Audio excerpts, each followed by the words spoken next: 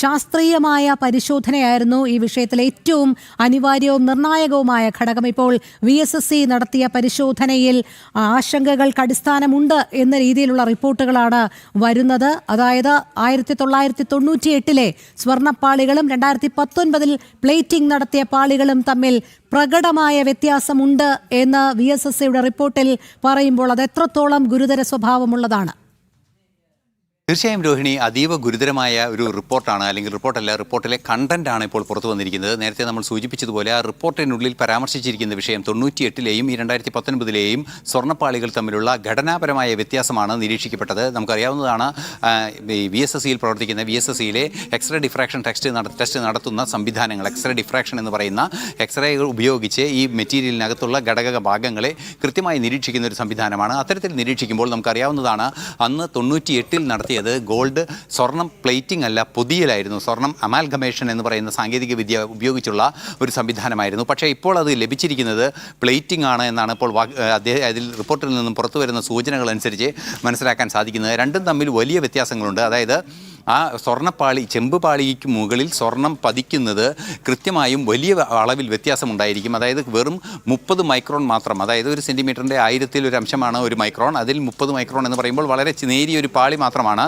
ഇപ്പോൾ ചെമ്പ് പാളിക്ക് മുകളിലുള്ളതെന്നും, പഴയ സ്വർണ്ണപ്പാളി അമാൽഗമേഷൻ ചെയ്യുമ്പോൾ അത് കുറേ കൂടി ആഴത്തിൽ പതിയുന്ന, അല്ലെങ്കിൽ കുറേ കൂടി ആ ചെമ്പിൻ്റെ സർഫസിലേക്ക് കുറേ കൂടി താഴ്ന്നിറങ്ങുന്ന രീതിയിലായിരിക്കും അതുണ്ടായിരിക്കുക. അപ്പോൾ കുറേ കൂടി തിക്കായി ഉണ്ടായിരിക്കും. ആദ്യത്തെ തവണയോ രണ്ടാമത്തെ തവണയോ അതിൻ്റെ മുകളിൽ ഉരച്ച് നോക്കുമ്പോൾ അതിൽ നിന്നും പുറത്തേക്ക് ചെമ്പ് വരികയില്ല.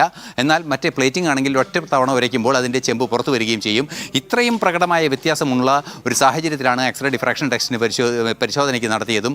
അതിൽ നിന്നും മനസ്സിലാക്കുന്നത് ഇതിൻ്റെ കാസ്റ്റിംഗ് നടന്നിരിക്കുന്നത്, അതായത് ഈ ചെമ്പ് പാളിയുടെ കാസ്റ്റിംഗ് നടന്നിരിക്കുന്നതും അതിൻ്റെ മുകളിൽ പ്ലേറ്റിംഗ് നടന്നിരിക്കുന്നതും മറ്റു സമയത്താണ്, വേറിട്ട സമയങ്ങളിലാണ്. നേരത്തെ കൊണ്ടുപോയ 98ലെ പാളികളുടെ ഘടനാപരമായ വ്യത്യാസം, പാളികളിൽ നിന്നുള്ള ഘടനാപരമായ വ്യത്യാസവും സ്വർണത്തിൻ്റെ തിക്നെസ് അല്ലെങ്കിൽ കട്ടിയും, അല്ലെങ്കിൽ പതിഞ്ഞിരിക്കുന്ന സ്വർണ്ണത്തിൻ്റെ കട്ടിയുമെല്ലാം തന്നെ വലിയ തോതിൽ വ്യത്യാസം വന്നിട്ടുണ്ട് എന്ന് കണ്ടെത്തുകയാണ് ചെയ്തിരിക്കുന്നത്. സ്വാഭാവികമായും ഒരു നിരീക്ഷണത്തിലെത്തിയിരിക്കുന്നത്, നേരത്തെ ഉണ്ടായിരുന്ന ഈ അമാൽഗമേറ്റ് ചെയ്ത ചെമ്പ് പാളികൾക്ക് മുകളിൽ ഈ സ്വർണം അമാൽഗമേറ്റ് ചെയ്തതിന് മുകളിൽ വീണ്ടും സ്വർണം പ്ലേറ്റ് ചെയ്യുക സാധ്യമല്ല. അതുകൊണ്ട് തന്നെ സാധാരണ ചെമ്പുപാളി ഇതുപോലെ നിർമ്മിച്ച ചെമ്പുപാളിക്ക് മുകളിൽ ഇലക്ട്രോ പ്ലേറ്റിംഗ് ചെയ്ത് സ്വർണം പൂശി വയ്ക്കുകയാണ് ചെയ്തിരിക്കുന്നത്. അതുകൊണ്ട് തന്നെ ചെമ്പുപാളി അടിസ്ഥാനപരമായി ഈ വസ്തു, അതായത് ഈ വിവാദമായ ഈ കട്ടളപ്പാളിയും അതുപോലുള്ള പാളികളെല്ലാം തന്നെ 98-ലുണ്ടായിരുന്നതല്ല ഇപ്പോൾ ഉള്ളത് എന്നതാണ് പ്രാഥമികമായും അനുമാനിക്കേണ്ടത്. ഈ ഗവേഷണം അല്ലെങ്കിൽ ഈ പരിശോധനയിൽ നിന്നും അതാണ് മനസ്സിലാക്കിയിരിക്കുന്നത്. സ്വാഭാവികമായും ഈ ലഭ്യമായ മെറ്റീരിയൽ ഒബ്ജക്റ്റിൻ്റെ, അതായത് തൊണ്ടിയായി പിടിച്ചെടുത്ത വസ്തുവിൻ്റെ വിശ്വാസ്യത എന്ന് പറയുന്നത് അതിൻ്റെ കൃത്യതയാണ്. അത്തരത്തിൽ തൊണ്ടിയായി പിടിച്ചെടുത്ത വസ്തു നേരത്തെ രജിസ്റ്ററിൽ രേഖപ്പെടുത്തിയ വസ്തുവല്ല എന്ന കൃത്യമായ ശാസ്ത്രീയ നിരീക്ഷണം വരുന്ന ഒരു സാഹചര്യമാണ് ഇപ്പോൾ ഉള്ളത്. ഇനി തുടർന്ന് അങ്ങോട്ട് കുറേ കൂടി കർശനമായി തന്നെ VSSCയുടെ ഭാഗത്ത് നിന്ന്, ഹൈക്കോടതിയുടെ ഭാഗത്ത് നിന്ന് നിലപാടുണ്ടായിട്ടുണ്ട്. VSSCയിൽ ഇത് പരിശോധിച്ചവരുടെ മൊഴി രേഖപ്പെടുത്തണമെന്നൊരാവശ്യവും വന്നിരിക്കുന്നത് ആ ശാസ്ത്രീയ പരിശോധനയെ കൂടുതൽ ഗഹനമായി പരിശോധിക്കുന്നത് തന്നെയാണ്. ശരി, ഐസൺ തുടരുക. രേഷ്മയിലേക്ക്. രേഷ്മ, ഇനി അടുത്ത ഘട്ടം എന്ന് പറയുന്നത് ഏത് രീതിയിലുള്ള ഒരു അന്വേഷണമായിരിക്കും SITയുടെ ഭാഗത്ത് നിന്നുണ്ടാകുക? കാരണം മുഴുവൻ വിവരങ്ങളും പുറത്തുവിടാൻ സാധിക്കുകയില്ല എന്നുള്ളത് ഹൈക്കോടതി വ്യക്തമാക്കിയിട്ടുണ്ട്. പക്ഷേ SITക്ക് മേൽ കൃത്യമായ നിർദ്ദേശങ്ങൾ നൽകിയിട്ടുണ്ട്. അതുകൊണ്ട് തന്നെ ഏതെല്ലാം കാര്യങ്ങളിന്മേലായിരിക്കും ഇനിയൊരു തുടരന്വേഷണം ഉണ്ടാകുക?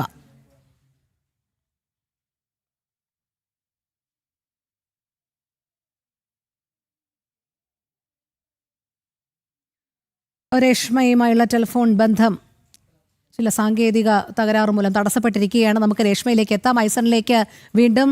ഐസൺ, നിലവിലിപ്പോൾ 7 പാളികളുടെ സാമ്പിൾ എടുക്കാൻ കൂടി അനുമതി നൽകിയിരിക്കുകയാണ് കോടതി നേരത്തെ തന്നെ ഈ ഇടക്കാല ഉത്തരവിൽ പറയുന്നുണ്ട് ആശങ്കകൾക്ക് അടിസ്ഥാനമുണ്ട് എന്നുള്ളത്. അങ്ങനെയാണെങ്കിൽ നേരത്തെ നമ്മൾ സൂചിപ്പിച്ചതുപോലെ തന്നെ ഒരു വലിയ സ്വർണ്ണക്കൊള്ള തന്നെ ഇവിടെ നടന്നിരിക്കണം. അതിൻ്റെ അടിസ്ഥാനത്തിൽ കൂടുതൽ തെളിവ് ശേഖരിക്കുന്നതിലടക്കമുള്ള കാര്യങ്ങളിലേക്ക്, അന്വേഷണം നീങ്ങുന്നതിലേക്ക് അടക്കമുള്ള കാര്യങ്ങളിലേക്ക് മാറാനുള്ള സാധ്യതയല്ലേ കാണുന്നത്?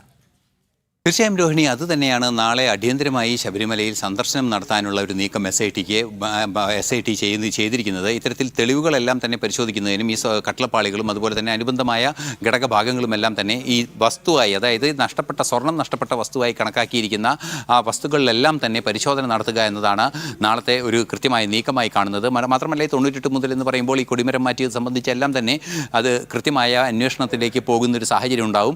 നമുക്കറിയാവുന്നതാണ്, കൊടിമരത്തിൻ്റെ പറകളും അതുപോലെ തന്നെ അനുബന്ധ ഘടകങ്ങളും എല്ലാം സൂക്ഷിച്ചിരിക്കുകയാണ് സ്റ്റോർ റൂമിലെന്നാണ് വ്യക്തമാക്കിയിരിക്കുന്നത്. അത്തരത്തിൽ സ്റ്റോർ റൂമിൽ സൂക്ഷിച്ചിരിക്കുന്ന വസ്തുക്കളെല്ലാം തന്നെ പരിശോധിക്കേണ്ടി വരും. ഒരു പക്ഷേ ഈ സ്റ്റോർ റൂമിലുള്ള മറ്റു വിലപിടിപ്പുള്ള വസ്തുക്കളെ സംബന്ധിച്ചുള്ള രജിസ്റ്ററും പരിശോധനാ വിധേയമായാൽ ഇതിനേക്കാൾ വലിയ കൊള്ളയായിരിക്കും വന്നിരിക്കുക. ഒരു പക്ഷേ ഹൈക്കോടതി അക്കാര്യം പരാമർശിച്ചിട്ടുണ്ടോ എന്ന് നമുക്ക് ഉറപ്പില്ല എങ്കിൽ കൂടി ഒരു സ്റ്റോർ പരിശോധിക്കുമ്പോൾ സ്വാഭാവികമായും നടപടിക്രമങ്ങളുടെ ഭാഗമായി സ്റ്റോക്ക് രജിസ്റ്ററും ആ സ്റ്റോക്ക് രജിസ്റ്ററിൻ്റെ റെക്കോർഡുകളും പാസ്റ്റ് റെക്കോർഡുകളും പരിശോധിക്കുന്ന ഒരു സാഹചര്യം ഉണ്ടാവും. അത്തരത്തിൽ പാസ്റ്റ് റെക്കോർഡുകളും സ്റ്റോക്ക് രജിസ്റ്ററും പരിശോധിച്ച് അത് കൃത്യമായി ഒത്തുനോക്കുമ്പോഴാണ് അതൊരു രേഖയായി മാറുന്നത്.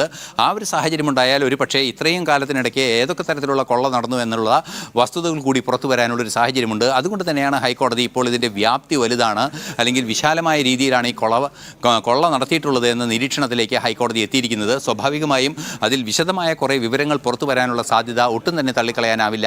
ഇനി അങ്ങോട്ടുള്ള ദിവസങ്ങൾ നിർണായകമാണ്. നേരത്തെ സൂചിപ്പിച്ചതുപോലെ ഈ ശാസ്ത്രജ്ഞരുടെ VSSCയിൽ ഈ ഘടകഭാഗങ്ങൾ പരിശോധിച്ച ശാസ്ത്രജ്ഞരുടെ മൊഴി രേഖപ്പെടുത്തണമെന്നാവശ്യപ്പെടുമ്പോൾ തീർച്ചയായും അവരെ കോടതിയിലേക്ക് വിളിച്ചു വരുത്തുന്ന സാക്ഷിമൊഴി രേഖപ്പെടുത്തിയതിന് ശേഷം കോടതിയിൽ വിചാരണയിൽ അവർ ഭാഗമാകുന്ന ശാസ്ത്രീയ പരിശോധനാ വിഭാഗത്തെ ഹാജരാക്കുന്ന സാഹചര്യം പോലും ഉണ്ടാകാനുള്ള സാധ്യതയുണ്ട്. അത്തരത്തിൽ വിശാലമായ രീതിയിൽ ഇതിൻ്റെ പരിശോധനകൾ നടന്നിരിക്കുന്നു എന്നതാണ് യാഥാർത്ഥ്യം.